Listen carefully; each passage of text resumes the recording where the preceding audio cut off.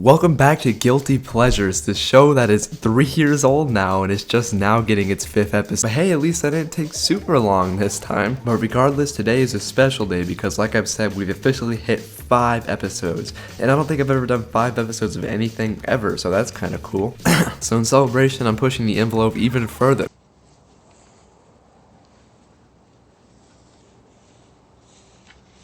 No. Last time we covered 3 different PlayStation 2 games, and today we'll be covering 5 motherfucking different Xbox 360 games, baby. So without any further ado, here's my 5 Fortnite YouTubers who've swarmed. Shit, no, sorry, wrong thing. 5 different underrated Xbox 360 guilty pleasures that I have. That is a mouthful.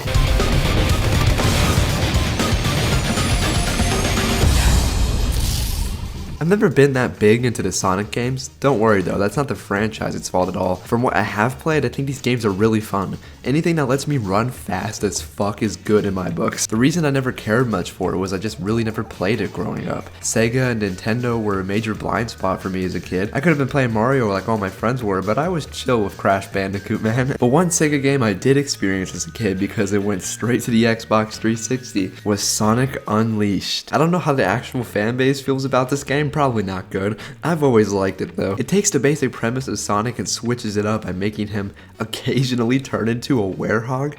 That's it. That's actually it. It starts out pretty simple with Sonic doing his classic shit, aka fighting Jim Carrey as he does. Not gonna lie, this intro cinematic was always dope as hell to me. Sonic turns into a golden furry and takes down the Eggman, only for him to pull a surprise attack out of his ass. Well, not literally. It actually comes out the floor. So this like drains Sonic's energy or something, and Eggman uses it to shoot a fucking energy beam into the Earth, which causes a crater to form in the Earth's crust. Then this big energy man comes out of it.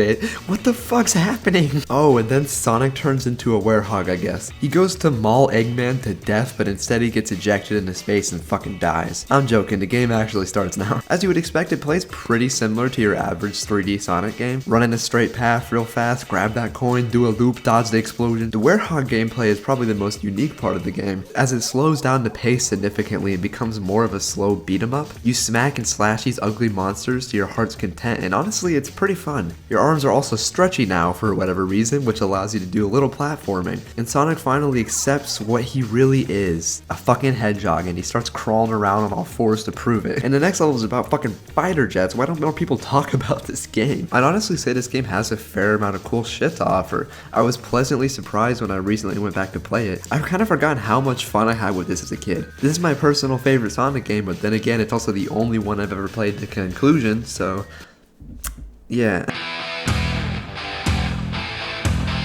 When I first got my Xbox 360, the only game I had was Dead Rising, because I used to play it on my brother's console before I got my own. Speaking of which, I talked about that in a video I made recently. You should check it out. It's like my best video. But as much as I adore that game, I needed something new. So the next time I went to GameStop, I picked out a new game, one that would fulfill all of my like 8-year-old desires.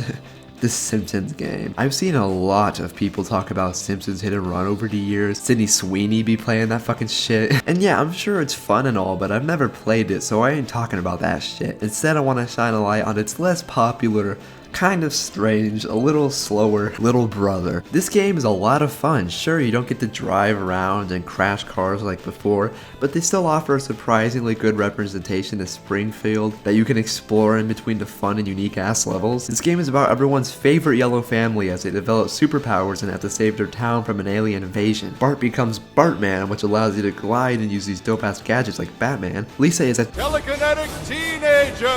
Marge can command entire crowds of people, and at one point she even creates a violent mob so they can protest violence in video games, which is just so ironic and actually pretty fucking funny. And Homer just becomes a big ball. Every level is extremely memorable and specifically crafted for the player to get the best possible experience out of every character's powers. For example, one of Homer's first levels is an eating contest where you have to race through this extremely detailed level and eat as much shit as possible. They also do the show's humor a lot of justice. Like, this shit is just as funny as the actual Simpsons is. Some of my all-time favorite Simpsons quotes originate from this game, if that tells you anything. It's also one of the most meta games I've ever played without it being annoying about it. It's not reminding you every 2 seconds that you're playing a video game like the Deadpool one does. Peter! Hey, I was just running around my game and all of a sudden I noticed that some shit was fucked up. Thanks, Wade, I almost forgot I was playing a video game.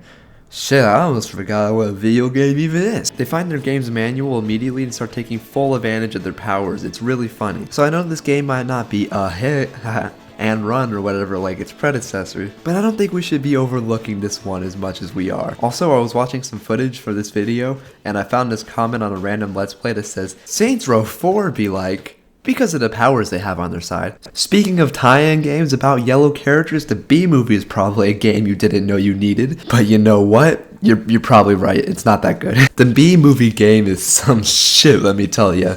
I think I spent most of my time playing this game in the opening level because it provides this decently big B city to explore and it's actually kind of sick. You can hop into the passenger seat of cars, like in Hit and Run, and just drive around like a madman. You can even do races or taxi jobs. It's a lot of fun. I wish they had done more with this idea. They could have made a decently fun Hit and Run clone or something, but that's not what we got. Actually, leaving the hive, like in the movie. Wait, hold on a second. We gotta decide what to wear. Yellow, black, yellow, black, yellow, black. Ah, black and yellow. Once you leave, though, everything goes downhill. The game just becomes shitty QTEs for 3 hours straight.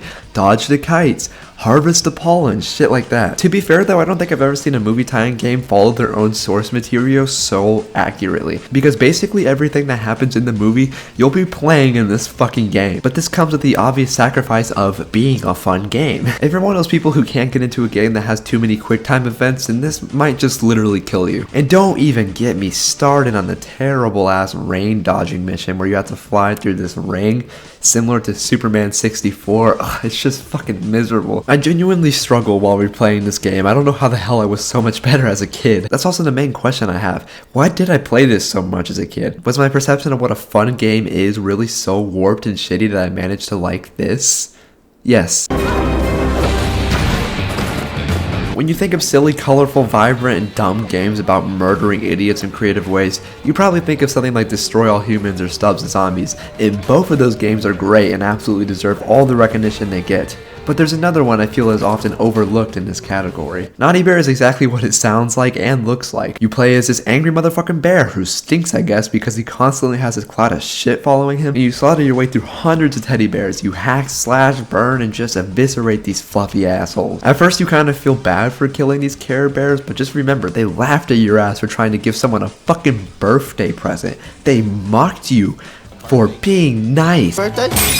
These guys are so stuffed full of shit they won't even give Naughty Bear a chance. The gameplay is pretty simple. You just run around the map terrorizing bears before slaughtering them with various weapons. The kill animations are pretty fun even though they're pretty stiff and kinda generic, which generic shouldn't really be a thing in a game that's mostly built around kill animations. But some of them are pretty creative and surprisingly brutal considering that they're done on fucking teddy bears. This shit's giving me flashbacks to the Radioactive music video. This is another game that I spent a lot of time dicking around with as a kid, which might partially explain why I'm so fucked up, but regardless, this game kept me busy for hours as a kid, replaying the levels, trying to get the highest naughty score I could. Yes, that's actually what it's called. I also replayed this so many times because the game is so simple and short that you can easily knock it out in just a few hours. I wish there was more for me to say other than if you like murder, then you'll probably enjoy this, but don't play the sequel, that shit's ass. Or just maybe check out the first one if you see it on sale for like $1. I mean, it's not even that good.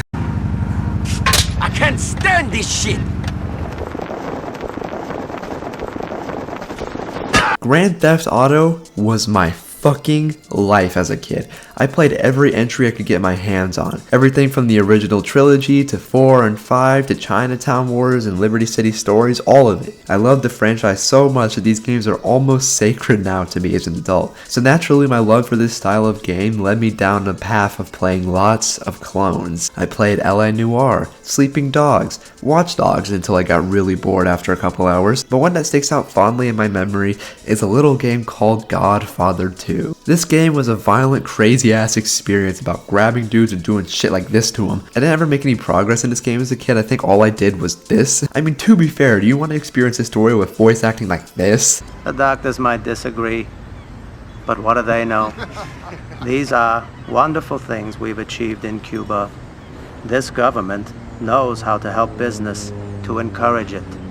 The hotels here are bigger and swankier than any of the rug joints we put up in Vegas. Imagine my confusion when I finally saw The Godfather 2 years later and it wasn't this shit. Going back, I don't remember the game being this clunky, but Jesus Christ, man, this shit feels straight up broken sometimes. There's a reason this game is as panned as it is, and I just don't care. The whole point of this series is to show that bad games can still be peak, damn it. And to be honest, this game would have been pretty fucking great if it had just spent longer in the oven. The gunplay is responsive and satisfying. They give you a nice variety of guns and melee weapons to use. The executions are dope as fuck. The driving is decent. It's about what you'd expect from a game like this. The map is actually pretty fun to explore. It has a decent amount of variety as you start in New York and then make your way to Miami and then to fucking Havana by the end of the game. It's dope. This takes the idea of drip feeding the map to you to a whole new level, and it's honestly pretty impressive. Like I said, the story is kind of just there. It's mostly just an excuse to send you through all of these settings, killing as many fucking dudes as possible, but it is pretty fun listening to this game's terrible voice acting. To be honest, I think I just love bad voice acting so much that it kind of makes games better for me, because while I don't give a fuck about what anyone's talking about in these cutscenes, at least I get to laugh at this goofy ass shit. Fredo, you're just like your brother. You're smart. But anyway guys, thank you for joining me as I talked about 5 of my Xbox guilty pleasures. This was a lot of fun. I'm planning on doing like 10 guilty pleasures over the years, and the last one's gonna be a really special one because it's not gonna be me just yammering, it's gonna be a bunch of my friends yammering and YouTubers that you might recognize. Thank you so much for checking out my video, and I will see you next time with something completely fucking different probably.